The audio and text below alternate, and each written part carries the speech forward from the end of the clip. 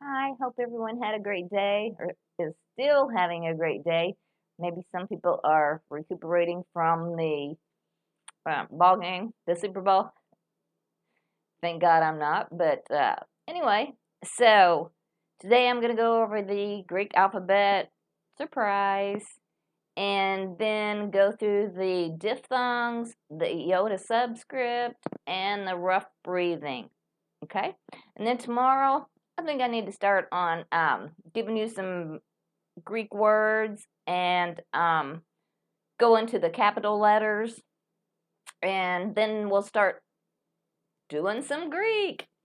So that sounds fun. Like I said, this is the first time that I've taught online, and I don't like it because I'm a person, a people person.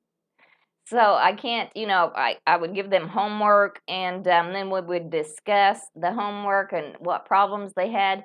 And I can't answer questions on here. So I may do start a Zoom thing where you can join in and do Zoom and ask questions and stuff. And I think that really might be what I'm going to do. Like I said, this is the first time I've taught online, and I don't like it. I love teaching. I love the Greek. I love the Word of God. I love learning new things, and so I just need to get in the right atmosphere because me being alone all the time, I'm not growing. I feel like I'm very stagnant at this point. So I'm praying, God, just get me where you want me because I've got to grow. I love to learn, and I got to get in the right atmosphere. And having said that, the atmosphere that you're in and the company that you keep can either catapult you or make you backslide. It depends. So you really, really want to be with people that do intimidate you, that make you want to learn, that make you want to grow. I know whenever I first got saved, um, and I don't need to talk so much, but you'll kind of understand where I'm coming from. Whenever I first got saved, like I said, I did not hold a Bible in my hand until I was 33. That was the other thing I was going to say the other day. I was 33 when I held a Bible in my hand for the first time. My birthday is 3/16, and I got saved on 7/7. I just think that's really neat. You probably don't, but it's a God thing. It's definitely a God thing. Okay, between God and I.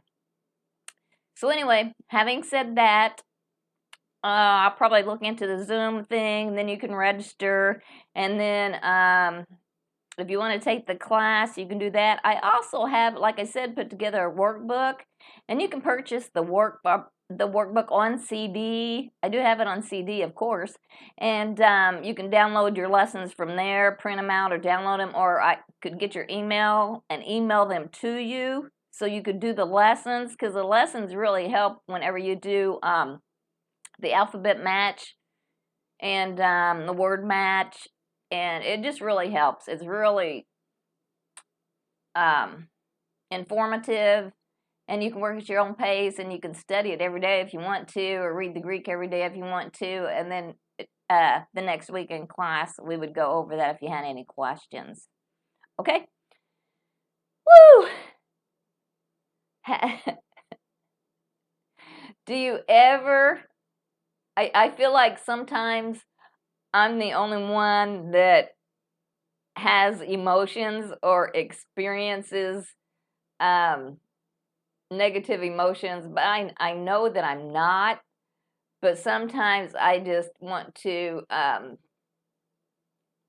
throw something, throw something, yell, do something just to let out just to vent. And I know it's good for us all to vent, and I didn't mean to say all that, but I vented, so there you go. So now I feel better. So okay, let's go through the Greek alphabet, and today will probably be the last day that I will really go through. Okay, it has 24 letters, 17 consonants, 7 vowels. Um, a total of 24 letters. I probably said that. Like I said, my mind's kind of going everywhere, trying to get a lot of stuff done and going through a lot, but God is able. So, anyway, let's go through the Greek alphabet. Alpha, beta, gamma, delta, epsilon, zeta, eta, theta, iota, kappa, lambda, mu, nu, chi, omicron, pi, rho, sigma, tau, upsilon, phi, chi, psi, omega. Okay? So I will go ahead and put them on the board once again. Alpha, now you're probably so sick of hearing those. Alpha, beta, gamma, delta, epsilon, zeta, eta, theta, iota, kappa, lambda, mu, nu, chi, omicron, pi, rho, sigma, two sigmas, tau, upsilon, phi, chi, psi. Oh, I did that wrong. Phi, chi, psi, and omega. Omega. Okay? So that is your alphabet. Alpha, beta, gamma, delta, epsilon, zeta, eta, theta, iota, kappa, lambda, mu, nu, chi, omicron, pi, rho, sigma, tau, upsilon, phi, chi, psi, omega. Okay? So, and I don't know, there it is. Handy dandy eraser. Okay, so I went over this a little bit yesterday. I'm going to touch on it so I can get the diphthongs and the breathing marks and the iota subscripts in, and we'll just go from there. So I told you there are diphthongs in the Greek, which consist of two vowels that make one vowel sound. There's an open vowel and a closed vowel. Your alpha, epsilon, and omicron are going to be your open vowels. Your iota and your upsilon are going to be your closed vowels. Okay? So we have alpha, epsilon, omicron, alpha, epsilon, omicron. So then you'll have iota, iota, iota, upsilon, upsilon, upsilon. This makes the sound as an isle. I hope I spelled that right. This makes the sound as an 8, a long A. This makes the sound as an oil. This makes the sound as an sauerkraut, ow, like ow, kraut. This makes the sound as in feud, ood. And this makes the sound as an oo, oop, soup. So that is your diphthongs. Okay, and like I said, English has them as well. We just don't call them diphthongs. Okay, got that? That's your diphthongs, because I'm not going to go over them again. Like I said, if you want to give me your email, I can send you some lessons. Or if you want to get the CD, I mean, it's probably 200-page workbook, 250 pages of workbook, but it goes into everything where you'll, at the end of it, you can read and write Greek. So, I mean, it's a total workbook from the beginning of the alphabet till actually reading and writing Greek. Okay, so that was those were your diphthongs, okay? Then there's the breathing marks, which I've touched on.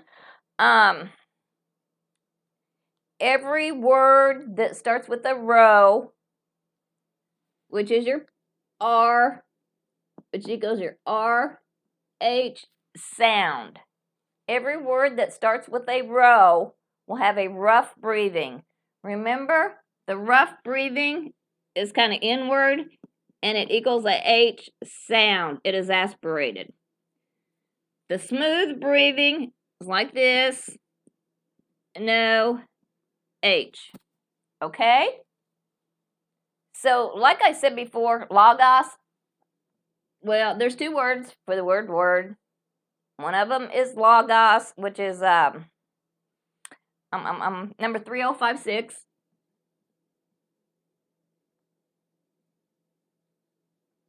Logos, and the other one is Rama, which is, this is your row, and it has an eta, mu, and an alpha. So this is your RH. So it's going to have it does have an H. Everything with the row is going to have a rough breathing. Okay? So that's going to go over your row because it has a rough breathing mark. Okay, and upsilon, which is your U, is also going to have a rough breathing. Okay? So let me see. Hooper number 5228 would look like this.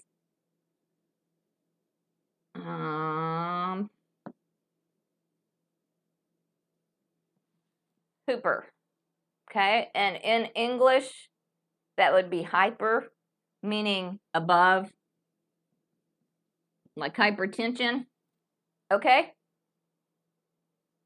So that's a little bit on your rough breathing. Every word with row, every word with a row, starting with a row, and every word starting with an upsilon is going to have a rough breathing mark. Okay?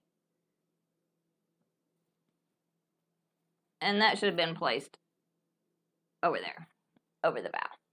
Okay? Rough breathing mark. Okay, so that was your row and your upsilon. Gonna have rough breathing mark.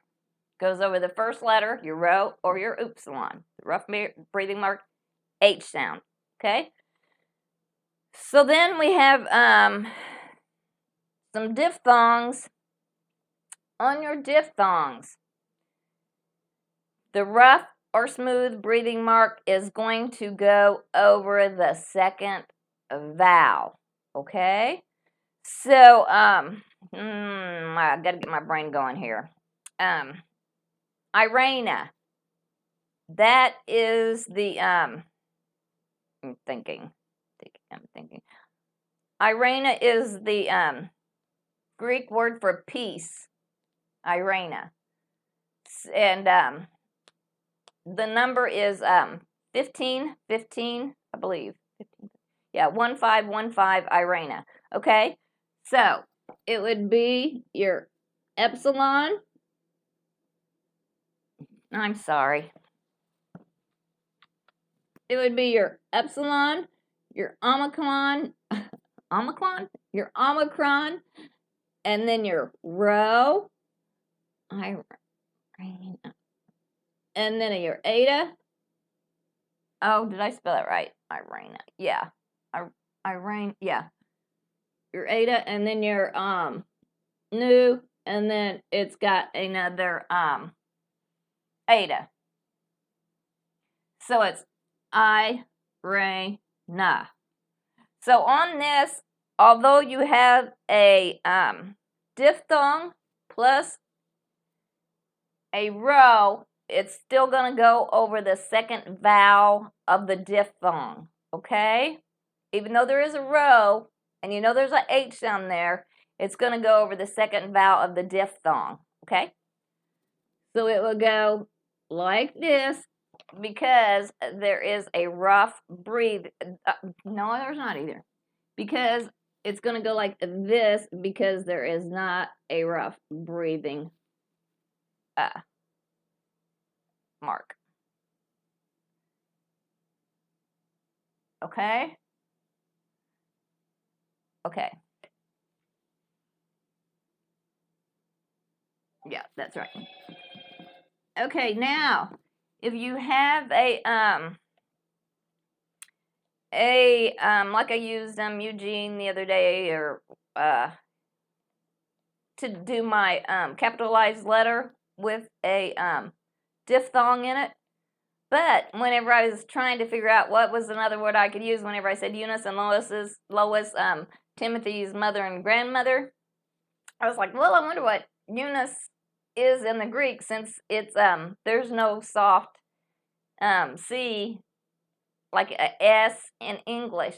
So it was really neat. It's number 2131, and it was Unica. Unica. And I thought that was so neat. Unica is Eunice. So remember the capital epsilon is exactly like our English E. And it's an E as well. There's epsilon and eta. So it would be like this. You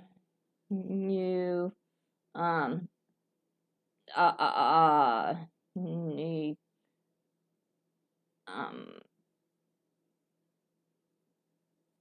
Unico. Okay? No, it was Unica. Wasn't it Unico? It was Unica. So whenever you have a person's name that starts with a diphthong, then that is still going to go over the second letter. Okay, this is like E U N I K A. The K A and N I K A is, but this letter usually throws a lot of people off. Your new does. So anyway, it would still go over. It does not have a breathing mark, or it does not have a H sound. It's got a smooth breathing mark, so it's going to go that way. Okay.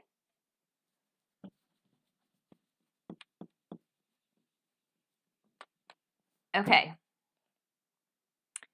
And trying to think here.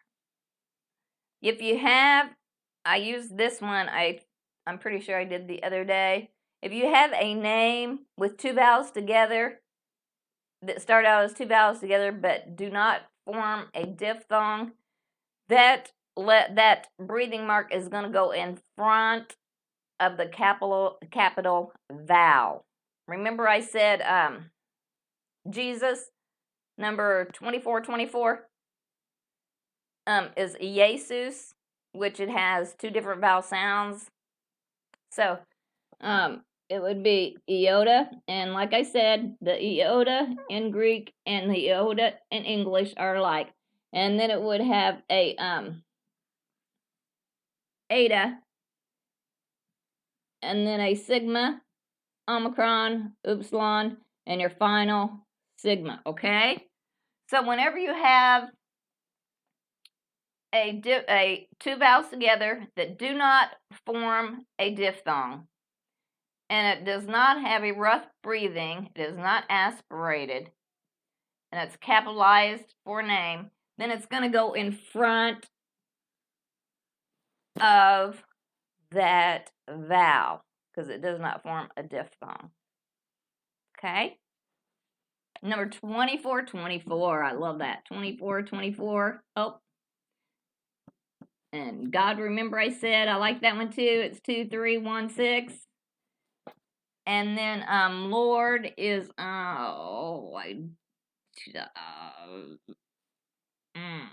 and Christos. What was the can't remember. I can't remember. One of them was 295 or 5929 or 5 Lord Curios. I can't remember. But anyway, I thought I would be able to remember, and I can't. Don't know. 62. 2962. Anyway, don't matter. Okay, so I will have to look those up because now that's going to bother me.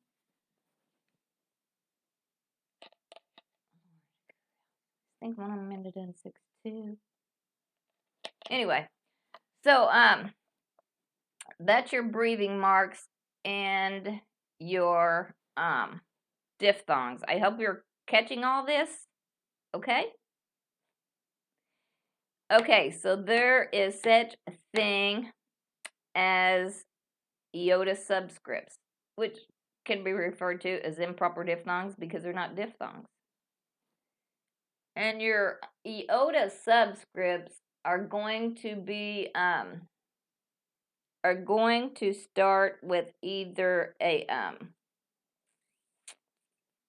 alpha. I got my notes here. I don't know why. I just don't look at them. Are going to start with a alpha, an eta, or an omega. Okay? An alpha, eta, or an omega. I hope you can read those okay.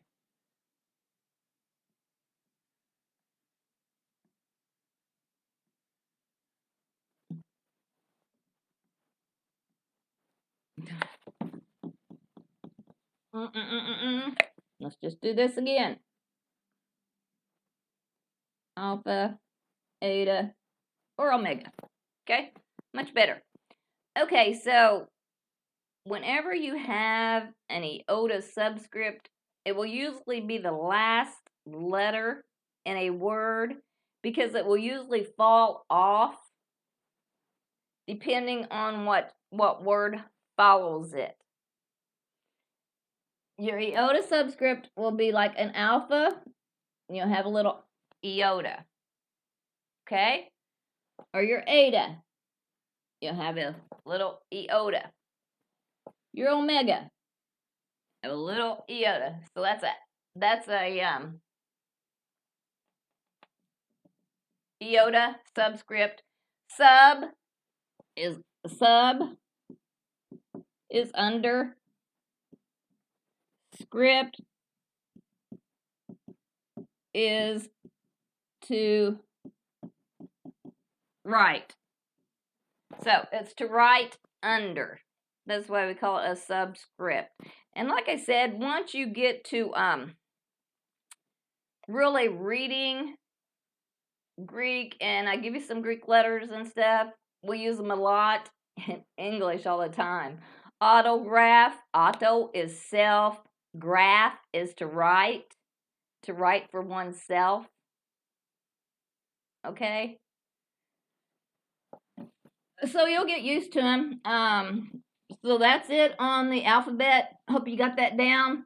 Rough breathing, smooth breathing, diphthongs are two vowels together that form one vowel sound.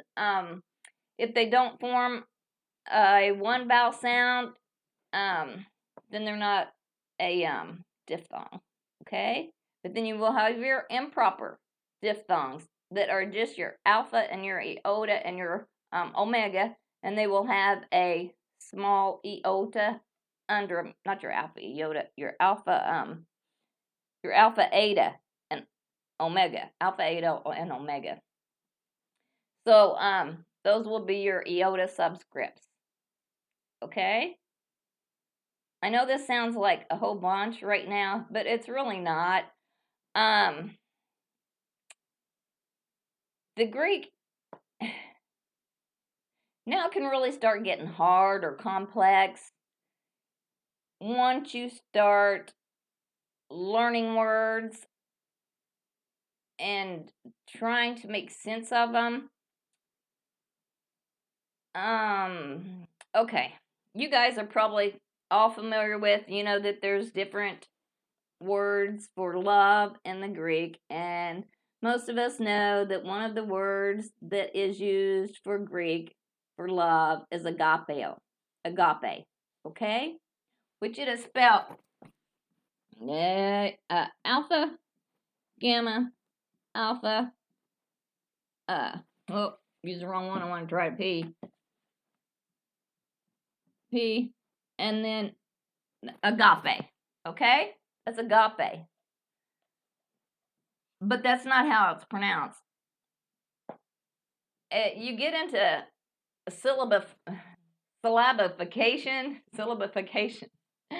but every syllable is supposed to have a consonant, and every syllable is supposed to have a vowel. Does that make sense? Every syllable is supposed to have a consonant. So it was, or a vowel. Yeah, you have to divide it like this. Agape. Agape. Agape. Agape instead of agape. The alpha wouldn't be separate. Agape. Because you would have to have your consonant there with that vowel, and then you would have your consonant there with that vowel. So it'd be agape. Agape. Okay? So, but then if you have a pronoun, I, we, they, he, she, it, whatever, and it follows that, just like if you were going to write, for instance, I love God. Okay? So, the Greek word for I is ego. Hence, we get the English word ego. So, if you're saying I love, the I is going to be at the end of the verb. So, it's actually going to read agapao. Agapeo. Agapeo. Agapao. That's how I was trying to pronounce it. Agapao is how it's going to be pronounced. Because the Greek word for I is ego. Whenever you have a verb and then it's followed by this is going to drop off. And you're just going to have your, oh, I'm sorry. That's not omicron. That's omega. Okay? It's ego. And that equals I. So, if you're wanting to write like agapao, I love, it's going to be aga pa o. Agapao. Okay? It's going to have your O at the end of that. Just like if you wanted to write I write. Like I said a while ago, the Greek word for write is script. So it is going to be scripto. I write. Following me? So that's where it can get really complex. Whenever you have your words at the end of a verb, it's not going to be ego agapeo. It will be agapeo. Agapao is the correct pronunciation. Agapao. So that will say I love, because the O is going to mean I, but your E and your G, your iota and your gamma will drop off because it's gonna be at the end of a verb, a pronoun. So it can get really, really confusing whenever you have words and the vowel falls off, because the word that follows it starts with a consonant and your endings are going to change. Then that's called parsing, by the way. Whenever your endings change, it changes the word, it changes the tense, it changes the mood, it changes everything, right? And the action, everything changes when the end of the word changes. So, just like remember my handy dandy? I love them, my Greek cards. These are awesome. Basics of Biblical Greek vocabulary cards. Okay, this is another thing, like I said, from Bill Mounts. I need some more clarity on these videos. So that's really, these are just awesome. Just awesome. So, like I said, on this one, the word for food, I hope you can see it okay.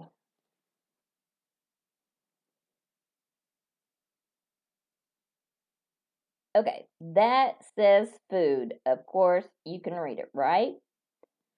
So, if you turn it over, hope you can read it.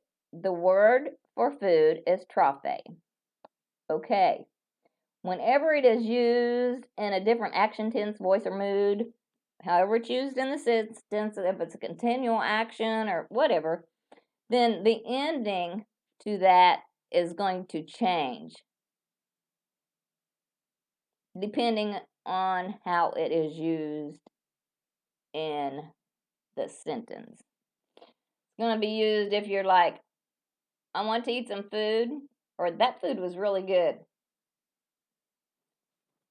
Was is past tense. I'm going to is future tense. So it's going to, the ending is going to change. I am eating food now. So whatever tense it's in, the ending is going to change. Okay? Past, present, future, your ending's going to change. Okay?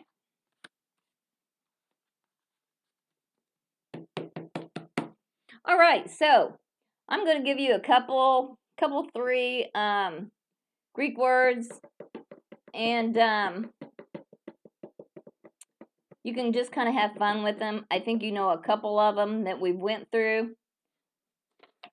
Like I said, the Greek word for God is theos, theta, epsilon, omicron, and sigma. That is number 2, 3, 1, 6. And that's, like I said, I think you've been following along with my book that I have not studied much in. That's in your Strong's Concordance, your Strong's of expanded, your dictionary of expanded Strong's Bible words. But anyway, it's just awesome. Like I was telling you, it has the Greek and the Hebrew. If you want to learn the Hebrew, I tried. It was very the letters are hard and it reads different. And so I just really focused, after about 30,000 hours of the Greek, I really didn't want to get into the Hebrew, if you want to being honest. So this is theos. Okay, let me see. What other word do we have? Kurios is Lord. That is kappa, upsilon, rho, iota, omicron, and your final sigma. And that is, I should put that, is Lord. And this is God. And those numbers bother me. One of them is 24, 24, and I think it's, no, it won't be that. Okay, and remember Jesus? That's 24, 24. Jesus is iota, eta, sigma, omicron, upsilon, and final sigma. Okay, and that's number 24, 24. Because, yeah, alpha, beta, gamma, delta, epsilon, zeta, eta, theta, iota. Yeah, 24, 24. Alpha, beta, gamma, delta. Oh, you know what? I just don't know. Iasus is 24, 24. I know it is. But I'm not sure what Kurios is. And I can't see without my glasses. So, anyway, you can look it up. I could Google it. So, here's some words. Theos, Kurios, and Iasus. Oh, and Christ is Christos. It is chi, rho, iota, sigma, tau, omicron, and your final sigma. So that's Christos. So now you got God, Lord, Jesus, Christ, Theos, Kyrios, Jesus, Christos. And I think one of them is 5429. 55462. I don't know. But I'll have to look them up. It's been a while it's been over 2 years since I've taught, so my numbers aren't all falling together. But so that's and remember I told you can even make some of the words like, remember I said alpha could be a negative particle. So if you put alpha in front of theos, then you're going to have atheist, the Greek word atheist. Alpha could be a negative particle. What else did we hit on? Because like I said, there's no J in the Greek alphabet. No J sound. There's no soft CH as in church.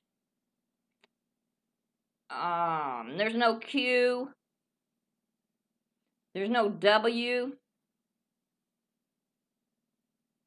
There's no F, but there is a F. There's a phi, so that's our F sound. Kappa is our hard C. Sigma is what we would use as a soft C, or the S sound. So no Q, no J, no Y.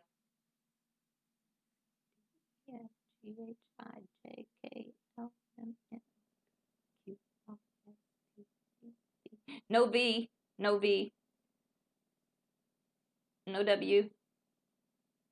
X is always like box. And then Z is always like DZ. So there's not really a Z as in zipper. Rough breathing, H sound. Smooth breathing, no H. On the diphthongs, it's always going to be the alpha, iota, and epsilon as the first letter. No, alpha, epsilon, and omicron. Alpha, epsilon, omicron. Yeah, and then the second letter is always going to be a upsilon or an iota. Okay? If you have a diphthong, it's always going to, and it's in a word, at the beginning of a word, the rough or smooth breathing mark is going to go over the second vowel. If it's a capitalized letter, it's going to go in front of the letter. Okay? And this is not a diphthong because it makes two separate sounds like E-A, Seuss. A lot of people want to say yay, Seuss. And I thought it was that for the longest time before I taught myself Greek, Y-A-Y, yay, Seuss. But it is E-A, Seuss. Okay? Trying to think what other words would be, and remember the gamma nasal. When you have a gamma and it's followed by a gamma key or C or key, then it's going to turn into an N. Like in number 32 is angel. It is spelled A, gamma, E-L, epsilon, lambda, omicron, sigma, but it will be translated alpha, nu, gamma. So the N is going to translate when you have those two letters together into an N. Then that is the English word angel. Another word, like I was talking about love, agapao is the correct way to say it. Like I said, with the different scholars and all of them, they're really strict on oh yeah, how you pronounce it, the syllables. But they really get into the accents, the acute accent and the voice and the mood, but whenever the Bible was written, it was actually written in all capital letters, and it was all just one continuous thing. It read from right to, it kind of snaked from right to left, right, like that. It did not have any small lowercase letters. It was all capital letters. If you look at, you can look at probably some pictures of some old papyrus or old scrolls, and you'll notice how it'll just be all capital letters that don't end, don't no periods, no accents, nothing. So I really don't spend. I probably should, but I don't. But if you're learning the real Koine biblical Greek, it didn't have periods, it didn't have exclamation marks. That didn't None of that came in until the English language came in. That's why I think a lot of the Bible could be interpreted a different way, because some places where there's commas, you could remove that comma and it would give it a whole new meaning. Like it says, when Satan comes in like a flood, God will raise up a standard against him. When the enemy comes in like a flood, God will raise up the standard against him. Well, that comma is when the enemy comes in, comma, like a flood, God will raise up a standard against him. And it could be when the enemy comes in like a flood, comma, God will raise up a standard against him. So it could be that like a flood, God's going to raise up a standard, or when the enemy comes in like a standard. So if you got down to the original writings of the New Testament in the Koine Greek, it's not going to have periods, commas, exclamation marks. So that's one thing that I kind of keep in mind whenever I'm studying. I'm like, wow, it could almost really say this when it's saying that, because I really like that. When the enemy comes in like a flood, God is going to raise up a standard. So I think that's kind of better than when the enemy comes in like a flood, God's going to raise up a standard. No, when the enemy comes in full force, he's not going to get by God. But I don't know. I just think about things like that, because I think it's so interesting to read the Greek. I just love reading the Greek. I just really, really love it. I've got so many Bibles, Greek stuff. I'm looking around, and I don't know, but that bothers me right there.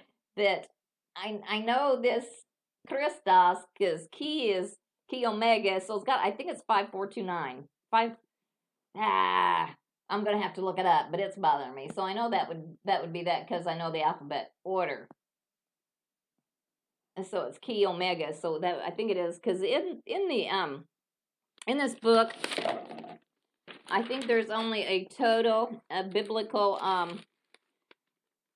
new words. There are approximately about, some pages have fallen out. I've got pages in there laying down, so this is missing some. Oh, here they are. I think these are the last pages of it.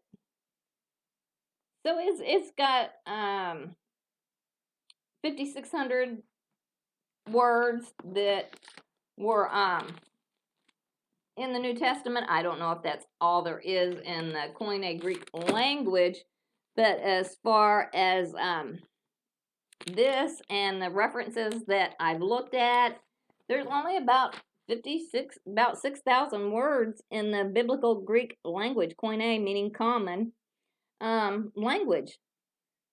So that's what I said. If you know the one word kai, which means and, then it appears like, I don't know, there's 138,162 total words in there in the New Testament, I think, and they're used 5,432 times, and I can't remember the number on the word the, but anyway, the Greek word for the is chi, and it is a K alpha iota. That is a diphthong. So the and it's not a rough. It doesn't have an H sound. It's not aspirated, so it's going to be over the second vowel. Okay, and that word is oh, it's not But it's and. I said that before, but that word is and. Okay? Kai is and. Okay? Trying to think of something else, but I will do some more studying, and then we'll start getting in. Go over the capital letters. Some of them are really kind of hard to write, so I really just got used to writing everything in the lowercase because it was just easier for me, and all the workbooks and the tapes and the DVDs and the CDs and the cards and everything were all written in lowercase. And my Greek Bible's in there. I got my other one here, but this, like I told you, is my favorite. It is the reverse interlinear Bible. And I think I told you that before, that in it, if you go, and I just love this Bible. This is the second one of these I've been through. If you go through, and it's written. I don't even know if they make these in large print, but if you go through, and I don't know if you can see it, but through each word, it has it translated in the English and the Greek, and it has the Greek letters translated to English, and then it has your parsing, and then it has your Strong's number, which I keyed everything to my workbook in the Strong's number. So I just love this. I just love this because it's so easy, very easy. And one, I don't know if I told you this, one of the best thing to download if you really want to dive into the Greek and the Hebrew on your phone is Bible Hub. It has all your commentaries. It has all your Bibles. It's just a wealth of information right there. I use that when I don't want to carry all these books. I've carried all these books for years, but I kind of like having hands-on stuff, so that's just me. But anyway, that's a very useful tool. Just go through and download Bible Hub, and do the ESV, English Standard Version, because that's what your interlinear Bibles are, your ESV, and this one is English Greek. Your reverse interlinear. And I said that, I think I said this the other day, and I had to delete and do different videos because some of them didn't upload and download or whatever. I'm not computer savvy. I'm going to have to get that way, I guess. But I told you that, and it may have been on another video, I don't know. But the Greek is scrambled. When you try to read it, it's very, very scrambled. Like I said, it would read, I am going to go to church. It would start out, church to go, I am. Or something like that, where you're like, what? So, that's with Greek being the domineering language in that. So if you're reading just a Greek Bible, you're going to have to decipher it.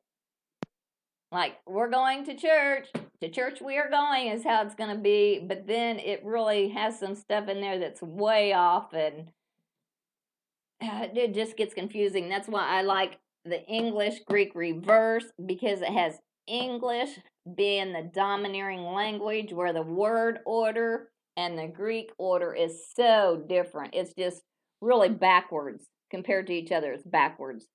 The Greek's going to read one way, and the English is going to read this way, and then you're going to have to decipher everything, and you're going to think, am I reading that right or no? Or I'll have to get my other Bible to see what word order follows it. So the word order, and like I said, the endings, whenever you get into the endings are going to change depending on what tense, voice, mood it's in. So and some letters are going to drop off, some letters are going to add. So it can really get kind of confusing, maybe a lot, really. If you want me to be honest, a lot, because it just did. I got frustrated when I tried to learn it because I thought I could just learn it and it would be like any other language. The word order would be the same as it is in English, but it's not in the Greek. And like I said, with the letters and endings and your pronouns being at the end of your verbs, and it's just hard to learn on that aspect. So anyway, having said that, I will probably go ahead and do another video tomorrow, and like I said, I have sent out so many resumes. That's what I said. I feel like throwing something. But I told God, if you don't want me there, don't open that door. And if you do, then open it. But sometimes we get frustrated when God doesn't open the door and we prayed for him not to open it. And then we sit there and try to push it open, and so we just have to walk by faith. So anyway, I think this is a pretty long video. So I probably, I'm sure I made some mistakes. I do, but it's so timely to get everything prepared, and that's what I was talking about. Pray for your pastors, pray for leaders, pray for teachers. The ones that we need to pray for, because there's a lot of time, and it's you don't really realize what time goes into the sermons and the preparation and being led by God on what to do and everything. So like I said that to say all this, I really want to do it full time. So I even thought about starting a church. So that's kind of up to God, not up to me. I know a lot of people think that the Bible says women should be silent. Well, if you think that, you don't know your Bible. Just saying, that's not what it's talking about. Women shouldn't teach. It's not what it's talking about.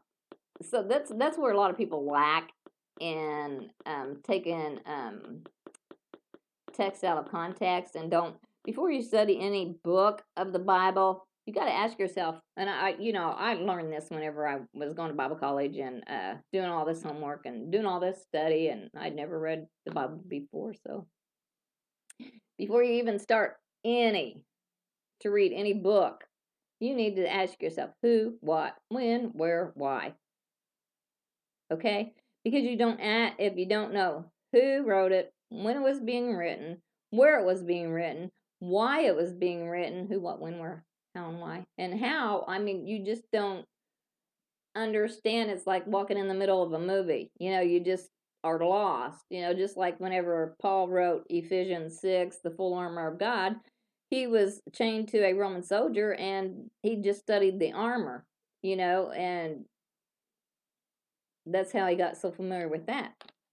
So he kind of gave a spiritual meaning to all of that, and how they what protected what parts, and they, of course, your spiritual side to your physical spiritual weapon. But anyway, so that's a little bit of that. So do some studying, do some works, please. I'm gonna look that Christos up as soon as I get done, because I can't stand that.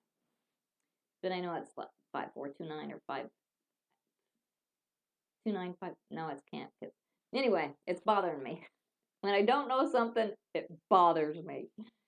So anyway, I will talk to you guys tomorrow. Have a blessed rest of the evening. Have a blessed day tomorrow. And I will be looking forward to doing this. And we'll just go from there. Get you guys familiar with some more words and the capital letters. Probably have a little quiz. That's why I said I don't like doing it online, because I can't hand out quizzes. I can't discuss stuff, with you guys, and can't have you guys say, hey, write all these words, and then go through it. So if you really want to learn it, then shoot me a message, and I can send you the pages of the workbook to your email. So anyway, having said all that, have a blessed rest of the evening. It's been a great day for the most part. It's been a great day. But anyway, okay, I will talk to you guys later. Oh, and it's Valentine's Day, so you guys might have plans with your little sweetheart. So I have a little sweetheart. He'll be 4. So anyway, so have a blessed day, and don't take advantage of the people you love. I mean, let them know that you love them today and every day, really. Let them know that because no man's guaranteed tomorrow, and so spread that love. Do it a little bit for me because I'll just be by myself, probably studying my Greek. But that's my love. I'm returning to my first. I got my first love, you know. So Jesus, He is the maker. He is my husband. So anyway, um, blessings. Got to get off here. I kind of got the gift of gab because I don't talk to anybody usually throughout the day. So I guess I spill it all out here. So anyway, be blessed. Happy Valentine's Day to all you love birds out there, and keep the faith. Okay, never ever give up on God because He never gives up on us. True, and He's always faithful. His promises are yes and amen. So, and we have the victory.